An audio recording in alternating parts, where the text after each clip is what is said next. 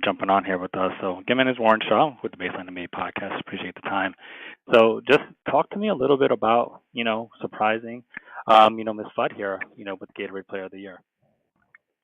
It was awesome. I love being a part of the surprise, just to kind of see the joy on her face. And I'm sure, all the work that went into this, she finally gets to kind of just celebrate it and take this moment in. So just to be a part of that really means a lot to me.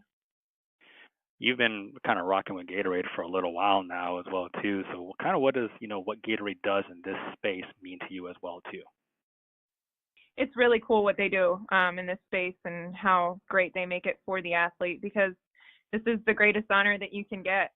So they make it such a special moment, and the way that they capture the footage of everything going down, it's something that the athlete can have forever. So it's awesome how they make it all about the athlete, about their family, and really get you to enjoy it.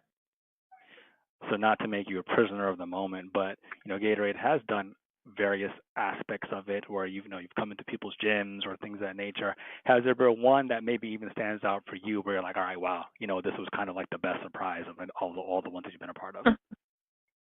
I would say the surprise I did last year was definitely the most nerve-wracking one, because it was during wind sprints, so I had to beat the athlete out there and sit the trophy down before she turned to sprint back. So that one was really nerve-wracking. This year went very smooth. I didn't have to sprint or anything or worry about messing the entire surprise. So each year it's always exciting for me to figure out how are we doing the surprise, and I don't know what we'll do if AZ continues to win it for the next 2 years. It's going to be hard to keep surprising and coming up with new stuff, but I'm sure we can get creative. True. Are you involved in the actual process with Gatorade in terms of developing what it will be, or they just kind of tell you, all right, here's what we're going to do, and you're like, all right, well, I'll see if I can do it. But do you get some actually control in the creative process at all? No, that's all up to them, and they've got great people who come up with really great plans and make it all go really smooth. So all I really have to do is stand there with a trophy and smile. Occasionally I have to beat someone in a wind sprint. So when you get to talk to these athletes, obviously you're such a great player in general, but what you're doing even off the court and, for the women's game and for the game in general, not to be gender specific, do you get to talk to them about that importance and, and how they look up to you? What are some of the things that you speak to them about?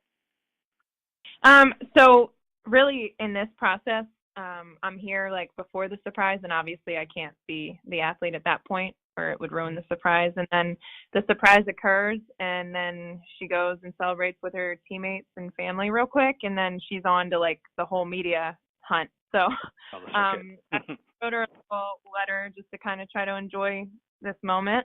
And then I'm sure I will definitely be in touch with her, especially since she's right in my backyard, and it's going to be really fun just watching her career unfold. So, kind of transitioning away a little bit away from Azzi as well, your just role in the community, just what kind of stemmed that, and for you, your upbringing, what made you feel like you needed to be that engrossed in community aspects and leadership and, and grooming young women? I think that's just something that kind of was instilled in me through my parents, just always trying to do something that's way greater than the game of basketball or way bigger than myself. And, what better way to do that than get involved with the community and try to inspire the young ones who are coming up. So it's kind of just something my parents taught me early on. So final two here before, obviously we're in the middle of Women's History Month. Captain Marvel has come out and things of that nature. Have you seen that movie? How do you relate it to even to Women's History Month at all? Or do you relate it and, kind of just, talk about your thoughts on the importance of the month itself? I haven't seen it yet. I definitely will be going soon. It's great to see a woman in a superhero role. We need more of that. And I think that's what's so great about, women's sports. You can connect with so many different players who might have some similarities to yourself. So it's great just continuing to see more visibility on really strong women. Awesome. Thanks so much for the time, Elena. I really appreciate it. Thank you.